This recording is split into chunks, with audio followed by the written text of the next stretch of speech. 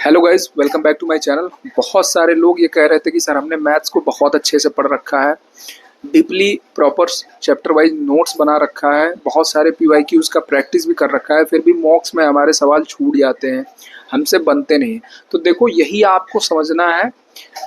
Competition अब इस time पे केवल इस बात का नहीं है कि आपको सवाल आता है या नहीं आता है, आपको उस गिवन टाइम फ्रेम में जो कि एग्जाम की नीड है उसमें वो सवाल आपसे बन पा रहे हैं कि नहीं। आप इजी सवाल को बहुत ज़्यादा टाइम दे रहे हो, अच्छे सवाल के लिए आपके पास टाइम ही नहीं बच रहा है। आप किसी सवाल में कैलकुलेशन एरर कर दे रहे हो, फिर दोबारा आप जब टाइमर को देख रहे हो तो ऐसा लग रहा है कि अभी और भी सब्जेक्ट्स करना है, टाइम बहुत कम बचा, आप उसको स्किप करके आगे चले जा रहे हो। तो मैं बार बार बताता हूँ कि कुछ ऐसी चीज़ जो आपको मैथ में करनी ही पड़ेगी अगर आपको प्रेजेंट सिनेरियो में किसी कम्पिटेटिव एग्जाम को क्रैक करना है। तो आपको जो है यूनिट डिजिट लगाना आना चाहिए कैलकुलेशन में, आपको डिजिटल सम आना चाहिए, आपको स्क्वायर क्यूब टेबल याद होना चाहिए, आपको डेसिमल टू फ्रैक्शन कन्वर्जन ये सब चीज़ें याद होना चाहिए। आपको लगता है कि नहीं नहीं हो जाएगा, नहीं हो पाएगा भाई। आप इस बात को समझो। प्रेजेंट सिनेरियो में कंपटीशन एग्जाम क्रैक करना बहुत आसान है, लेकिन हम लोग हमेशा गलत स्ट्रेटजी फॉलो करते हैं।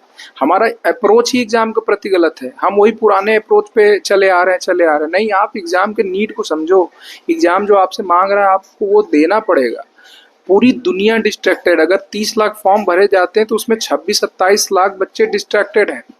वो दिन में 5-6 यूट्यूब चैनल पे जाते हैं, अलग अलग चीज़ें देखते हैं, वो 2-3 दिन करते हैं, फिर दूसरे का उनको अच्छा लगता है वो करते हैं। जो स्मार्ट बच्चा है वो जानता है कि उसको एक जगह से कहीं से पढ़ना है और उसको उन उन चीज़ों पे काम करना है जो एग्ज़ाम को चाहिए। मैं अगर 12 से 14 घंटे की ड्यूटी करके क्रैक कर सकता हूँ सीजीएल एग्जाम को, तो आप तो कर ही सकते हो। आपके पास तो कोई काम नहीं है, आपके केवल पूरा समय आपके पास पढ़ने के लिए।